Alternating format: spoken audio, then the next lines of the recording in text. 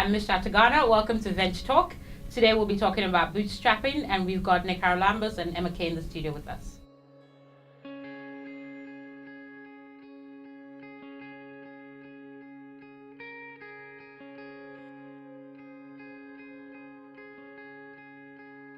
Okay, cool. Welcome, guys. So, there's been a lot of conversation around bootstrapping and venture funding the last couple of weeks.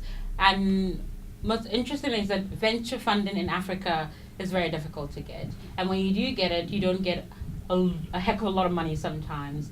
And trying to get the right venture relationship is really, really hard. But there are companies out there that are doing amazing things with bootstrapping themselves.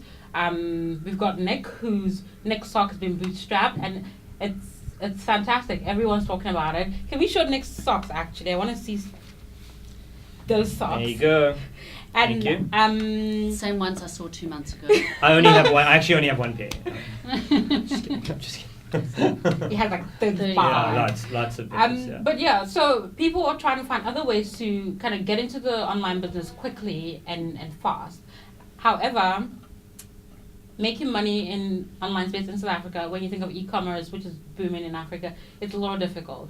Now, Nick, you've done the 3 tiers of funding. You've done venture funding, you bootstrapped a company, and now you're looking into client-funded business. Yeah. So just kind of run us through your experiences around that. Yeah, so I mean, I've also been the corporate route for all my sins. But I started with MoTribe. That was seed funding in South African terms, maybe Series A kind of funding. And then we got a second round of MoTribe as well, and then exited to Mixit. And you know, it's interesting. I'm sure Emma's going to talk a hell of a lot more on this than I am, but there are pros and cons, and people think that when you get venture funding, and it's a very African thing, you get venture funding and, oh, wow, you've made it. When the truth is the opposite. You get venture funding and then you're in debt, and you're in trouble because you have to succeed as quickly as if you were bootstrapping, because now you've got people behind you going, where's the results? So there are pros and cons there. And then having just exited MoTribe, started NickSocks on a very small budget with a very small time period and turned a profit within the first sale of socks. And then more large scale for me is Forefront Africa. We went out, myself and a colleague, and we do mobile strategy for big businesses. We found a client and then built a business off the back of that client. So we funded ourselves through that first client. Okay, yeah. That's quite a cool way to do it there. Yeah. But Emma, now you have VC funding, you have a local funder and a Silicon Valley funder from my understanding. Mm-hmm. What have been the benefits of having someone back in the company as you kind of start this new thing? So Boza is a multimedia entertainment platform that allows people to create small videos and put them online. And the business model around that is also a little tricky because it's people putting their stuff and you have to make money off of that. Yeah, I mean, just to take you back a couple of steps, I've also done the 3 tiers, as has Nick. The first is, my first business was actually, we've kind of reversed our journey a little bit. So my first company was Triggerfish, so I co-founded Triggerfish, and that was entirely on the back of clients. So from that we kind of went on to become one of the leading animation companies, which it now has continued to do so with Zambitia. And that was really on the basis of client funding, which was an amazing way to grow and to learn as an entrepreneur, because there are always spaces to make mistakes and then learn from them, because you've got a finite budget, you've got a particular production line, you know when that ends, and then you've got to find the next client. So it's a bit of a roller coaster, but you have to develop your own sales cycle, your own kind of client cycle to keep your own budget rolling.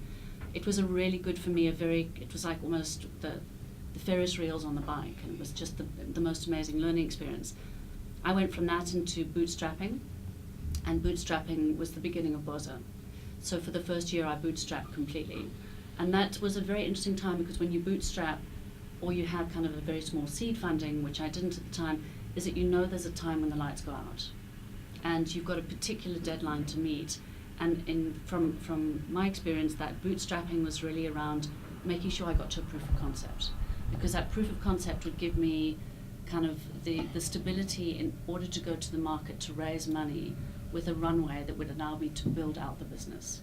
And I think that transition was a very important one to be cognizant of. So the bootstrapping to proof of concept, and then once you've got that, it's really, in my experience, especially in the digital environment, to bootstrap beyond that, because building out the business is costly in terms of time, resources, and getting to market.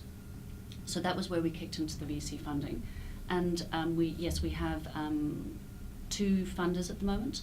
We started with our Series A from Hasselplattner Ventures, and our second round, Hasselplattner Ventures again, and we closed Silicon Valley funding, Media Network, which is Pyramidea eBay. So it's eBay money through Pyramidea. So we're incredibly fortunate to now have the next runway to take our business forward in terms of scaling it. I agree with Nick, is that everyone kind of, it's that amazing thing that when people bootstrap, no one claps their hands and go, yes, that's amazing, you achieved something. But whenever someone raises funding of 1 or 2 or 5 million or whatever it might be, and they go, that's amazing, well done, without actually really acknowledging that this bootstrapping is actually the harder part. Mm. And the funding is a necessary part to take you into the building out and scaling. Yeah. But you've got very serious targets to meet, and within that you've got other people helping or being part of the decision-making process. When you're bootstrapping, you're on your own. It's not unconditional money. Yeah. You know, Definitely here's not. $10 million. Good luck. You know. It's just not how it works. Okay, Yeah. that's quite cool. And that leads into what I'm just going to pick up on one thing you said in your introduction, is that finding the right investors is absolutely Sure. critical. Mm. So just to basically get your money to go into the next stage, for me, feels very dangerous. Yeah. We've been incredibly lucky with finding the right investors. So in both Series A and Series B, just in terms of understanding the vision, which, as you say, we're a media company, and it's a long-term journey. It's not a quick fix. We're not about to turn the site around in the space of a year and have an exit.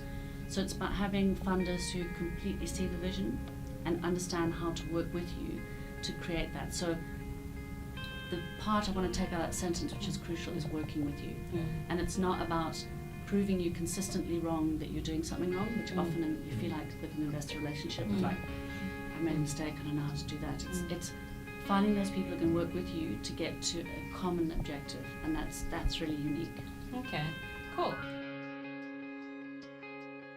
For every deal you do, know as much about that deal as the person you're signing the deal with. The major thing that entrepreneurs need to do is trust their gut. Yeah, I have to echo that in terms of trusting your gut, but for me it's also added on to that, it's don't sell out too quickly. Investment companies are companies just as we are, and they go through change just as we do. And we tend to forget that. We think that investors are kind of on the pedestal.